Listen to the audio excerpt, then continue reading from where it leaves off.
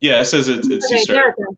Okay, it just says like you must ask for permission first. So I just figured then I can send it back to you. Then you can do with it what you want. Okay, to write up for your thing, because then you just put your reflection into the CTI Navigate, and we go from there.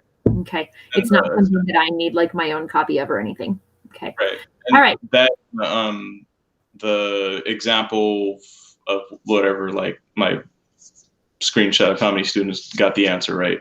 Yes. For the exit ticket, that whatever we call that. Yeah. The evidence. Okay. Yeah, and actually, after we go over this, I want you to show me your exit ticket results, just because, like, I'm interested, like, I'm invested since I sat there and watched it. So, all right. So this first one, the first one it says, what change in practice did you implement? I know just because that's what we talked about ahead of time, that it was the utilizing like the information that you know as far as like I'm sorry, your content and like the content standards, but like what specifically did you do that may have been different from other lessons? So previously, so it's just what's different for this particular lesson from like other ones we've done in the past? Yes, or like, and not just necessarily for that lesson, but like what have you changed about like the way you present your information based on what we've talked about?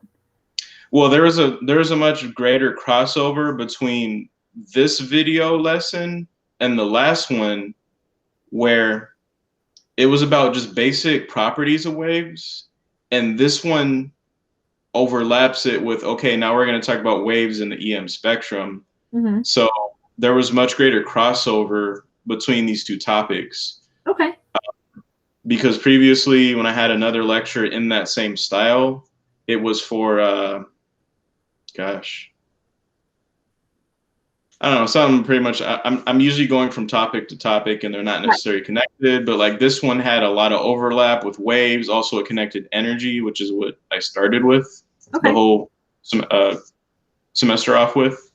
So it just really grouped everything together. There was a lot of good crossover. Excellent. Yeah, and that was honestly like one of the things that I see is that there was a lot of like pull in like prior knowledge things in the lesson, and that was, I like that a lot. What are your, let's see, what did you learn about your students during this? Like from like the start of setting up your inquiry, like going all the way through the actual lesson itself. Well, it's interesting because that was actually the most attended lesson I've ever had. Okay. Because I don't know if you saw how many people were there. It was like 37, I think. Yeah, I was kind of jealous. I'm not gonna lie. Yeah, and that's it was like second day back from break. Yeah. So I was surprised that I had that many people logged in. So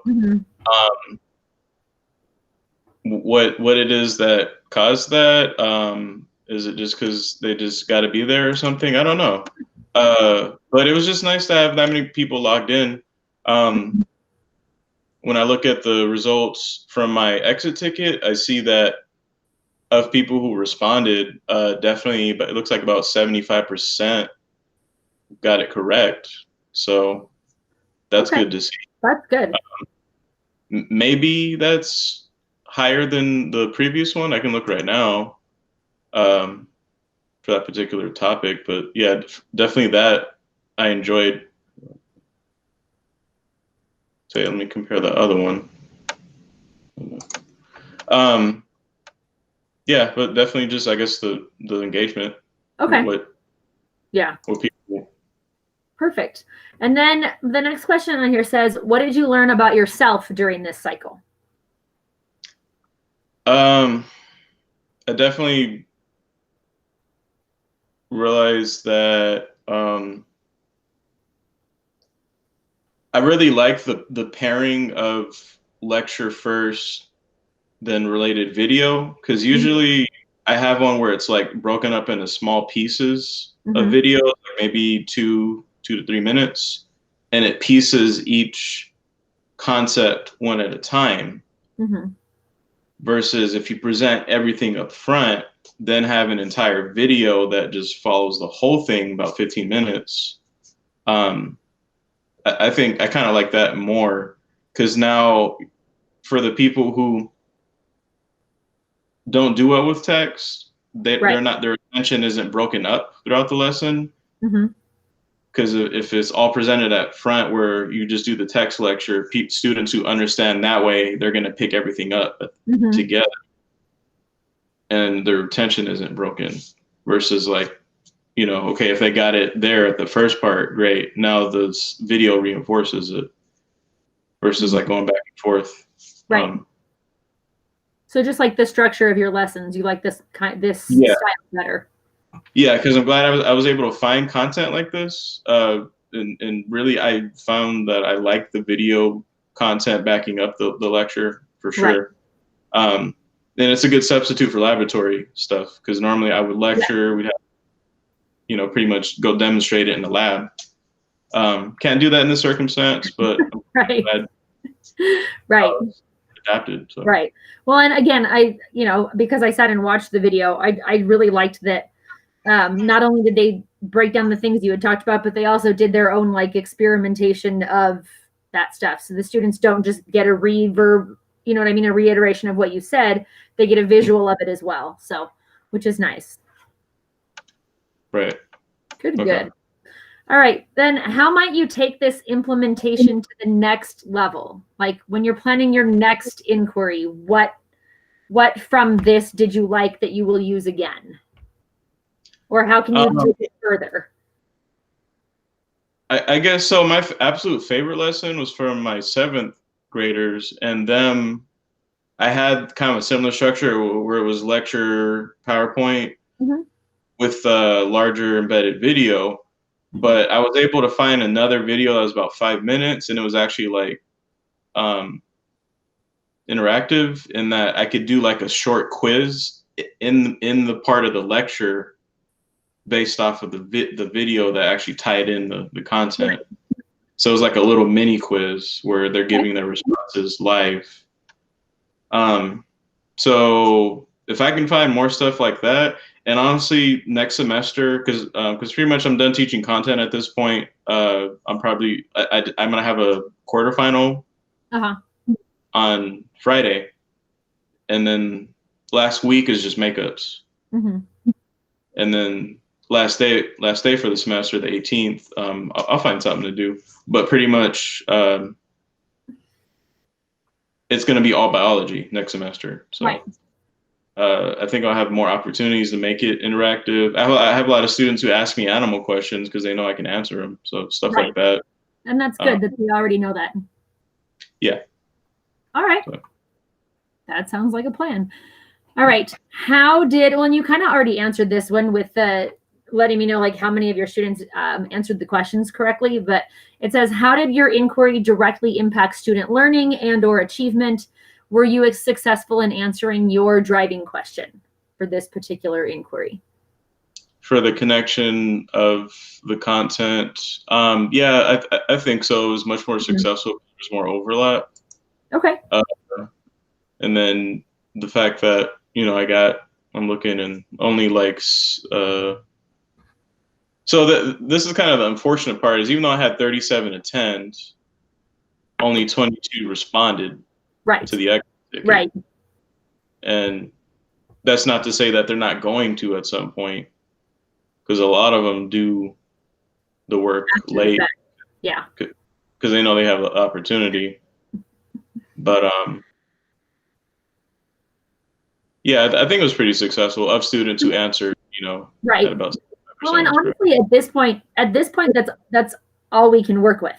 We Yeah. can't because we're not standing right next to them. I mean, if you were sitting in a classroom and only 22 kids gave you a paper at the end of the period, like we would honestly have a problem Yes. because they were sitting there, but we don't know what they were sitting there doing right Yeah. now. So, I think that you said what 75% of those kids got it correct. Like that's a good chunk. I mean, Yeah. so that tells me that 75% of those kids were paying very good attention.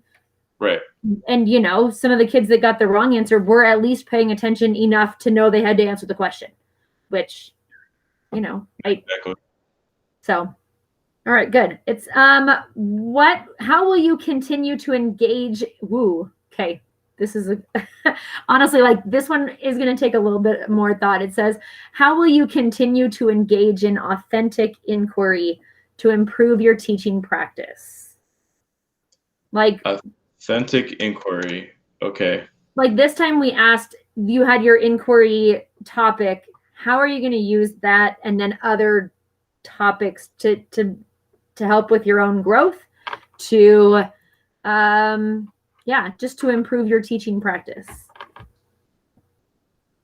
Well, I mean, this is probably like the most challenging year to start off with that, but Yeah. definitely like just understanding what are the results I get on the assessments, and am I doing it equitably so that Mm-hmm. I am engaging all learners, and all of the content is directly, sorry, the assessments directly correlate with the content. Because that was always my biggest issue, you know, as a student, even in college. It's like the test didn't match the content. Yes. So Yeah. I always personally look at the structure of my lessons and I make Mm-hmm. my assessments based on the content. Yeah. That honestly drives me crazy about like common assessments. When the district is like, we're going to take this common assessment next week, even though we've never seen it before, because I do the Yeah, same thing. All of my tests are based on what we did in class. So like I have last year's tests, but they can't take last year's test this year. I have to change them every year based on what my students are doing in class, because it's like you said, right. it's driven by the lesson themselves. That irritates me too. Like when I was in college, Yeah, I'd get a test and just be like, we didn't even talk about this. Like I haven't even read this and you're giving me questions for this. Like what's going on? So yeah, and I think the veteran teachers fall into that pitfall the most often because like yeah, they've been teaching for so long, they forgot what they actually teach in a year. yeah. They just pulled out this test, and you know it's probably 5, 10 years old. Uh-huh. You know, and honestly, like I think that's the one good thing that teaching inclusion for so many years has taught me, is that like I have to have a test specific for my students. Mhm. And so like even this year now that I don't, but yeah, there's teachers in my department who just hand out the same test every single year. And sometimes I'm like, so you teach the exact same thing? Oh no, I changed it up a little bit. So how do you know? How Right, do you which you know? change. What did you Hmm. change? Is that a test question? Like, should you Yeah, maybe go back through that? Yeah. exactly. All right. Let me see. Do you wish to review your professional growth goal for any updates or changes? Um, Or are you if good I with that? if I have to, yes, No, but you can absolutely say no. Like there's no, I mean, like just based on what you did and what you know you have to do in the future, if you like uh, it the way it is, that's perfectly acceptable. Yeah. These are just yeah. supposed to be like, there's no right or wrong answer to any of this stuff, obviously. So, and then the last one that I have on here is, what are your next steps? Like maybe for the start of the new semester. Try to get better lesson design that is related to my own experience as a scientist, because that's what I didn't have this first semester with Mm-hmm. the integrated, and that I was teaching chemistry and physics and geology and astrology, which I've never really studied much. Right. Geology and astrology, 100% not at all in college.